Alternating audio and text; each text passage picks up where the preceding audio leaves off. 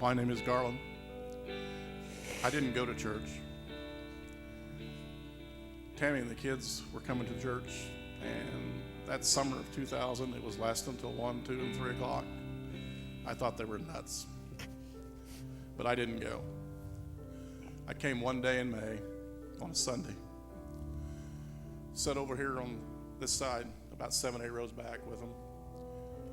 And church service lasted till 12:30 or 1. And we walked out. I told her I was never coming back. It's too long. An hour's service is all it should be. Pastor Quentin was standing by the back door, and as I walked out, I shook his hands. And during the whole service, I wept, and I told him, I said, this place is scary, and it was. It was really scary. I came a second time in June. We left before service was over that day. I wasn't staying. I think it probably lasted till 2 or 3. On July the 29th, the day before was a Saturday, Tam and I were at the lake up at Canopolis. And I told her, I said, let's go to church tomorrow. She looks at me and says, church has been lasting till 1 or 2. You don't want to go. I told her time didn't matter. And that wasn't me, because I was a tyrant. Time mattered. It was my time or my way, or the highway. So we packed up everything and came home. And she must have asked me 20 times that night, what time are we going to leave? And I kept telling her time didn't matter. So we came to church the next morning. Bill was standing back here by the doors. I walked in, and Bill came up and gave me a hug, which you don't do, and said, it's going to be a great day. Susie Hutchison was walking out the aisle out there because church hadn't started. She looks at me and says, Garland, this is going to be a great day, and walks away. That was twice. I'm standing over here by the doors, waiting for Tammy, and Pastor Quentin walks out of his office door there in the hallway, talks to someone, looks at me, comes over and gives me a hug and said, this is going to be a great day, and walks away. So we're standing out in the hall, and services started, and Tammy kept asking me one last time, what time do you want to leave? And I told her, time doesn't matter.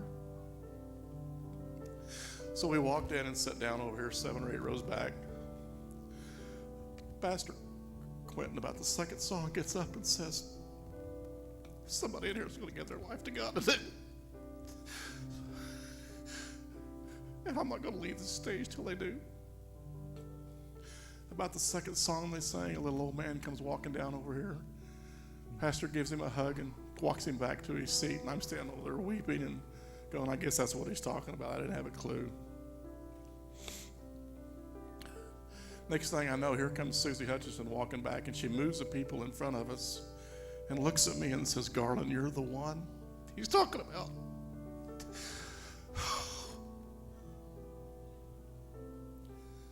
I looked at her and said, lady, you're crazier than hell. I'm not going down there.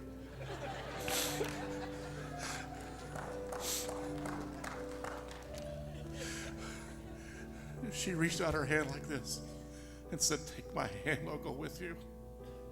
I stepped into the brightest light, most comfortable place I'd ever been.